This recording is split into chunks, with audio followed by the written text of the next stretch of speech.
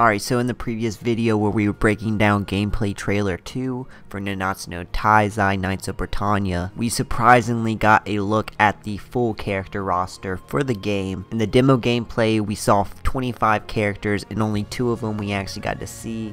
And we were able to piece together a lot of the characters that were in this game. But even after seeing every character that's actually in the game and seeing all the slots filled, there's still talk about 10 Commandments being in this game.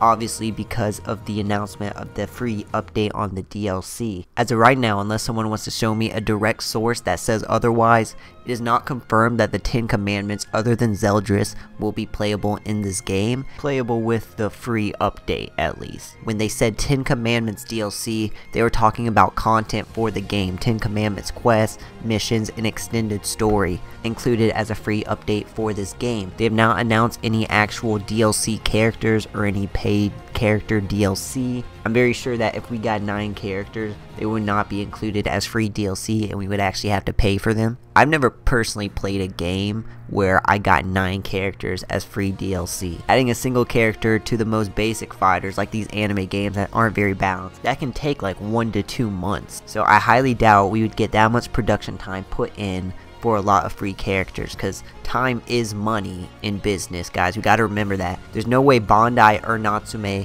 would give up the resources and time to put 9 free characters into this game. So as of right now, we don't have any announcement of these characters as DLC, and when we do, it'll probably be paid. Now I am holding out for paid DLC for 10 Commandments that they are just going to be working on, and they just haven't announced yet, because they can't announce all the DLC up front, of course. Bandai never does that. They usually announce like the first DLC or 2. If they have more DLC, they'll reveal it later on down the line, like they did with Burning Blood, Xenoverse, and all games before. Now that we kind of got that out the way, I wanted to go into more detail about the full character roster of this game that we got to see in the last video, because I didn't really have time. There's a lot going on. This is a very interesting thing we got to see in the trailer. We know every character that's going to be. The biggest surprise to me is Zeldris, that they actually included one of the 10 Commandments playable in the game. It seems like it's just on the disc as a character to unlock, probably after you complete the story. Probably the most iconic of the 10 Commandments. The Demon King's representative himself, the little brother of Meliodas. I'm more of an Esterosa fan, but that's besides the point right now. Yeah, other than that, I don't want to sit here and boringly list off every character or tell you what they're like or whatever, because you probably already know,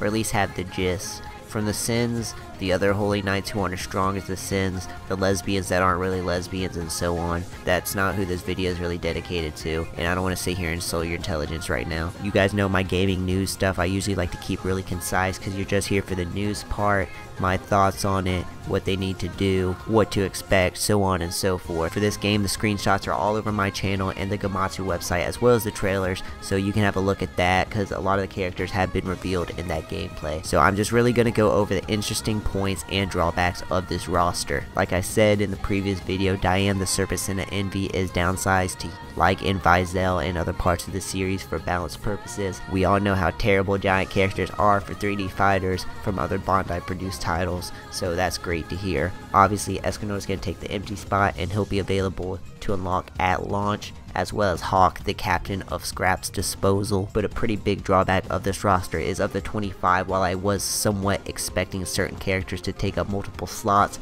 I am pretty shocked at how many there are. Between 3 Meliodas, 3 Hendrickson, and 2 Hellbram. While I'm still not sure what type of awakening system or whatever they're gonna do. Hellbram, I really understand the 2 characters for him, but I'd only understand 2 for Hendrickson if we had 1 from each saga, and same with Meliodas because he gets his sacred treasure back. I like that Meliodas from the 10 Commandment saga is his own character, but it's disappointing overall that the demon mode characters get their own slot. In the future, they need to learn to incorporate the modes into the gameplay. It's extremely ridiculous taking up this many slots for Hendrickson because they didn't want to balance the game with it or whatever. And it's not that I enjoy or want awakenings in the game, it's just that this looks kind of ugly. When 1/5 of the slots are repeats, you know, for transformations, it reminds me of fucking Tenkaichi 1. I mean, we'll talk about this later when I actually have the game, but yeah, as of right now, it just doesn't look good at all. But that's really just me nitpicking at the game or whatever. Honestly, the slot on this game I'll be using the least is Twigo, and I'm still going to use him. Let me know what character are you most looking forward to maining in this game. The amount of Zeldris online is going to be crazy.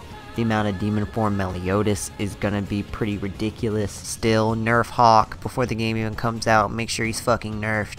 If I lose to a pig, I will put the game up forever. We still need to know a bit more about how the items affect the gameplay as well. It definitely seems like there's no in-game transformations based on the slots. But yeah, like I said, I'm actually kind of looking forward to playing as basically all of these characters. So yeah, quick rundown of the full roster for whoever might have missed it. Like I said, if we are going to get the rest of the commandments, it'll probably be in paid DLC, and as of right now, it is not confirmed that they will be playable as much as I wish they were. Yeah, we just gotta cross our fingers and hope that behind the scenes Natsume is working on the commandments DLC, because the season is going to be hype and it's going to be in high demand.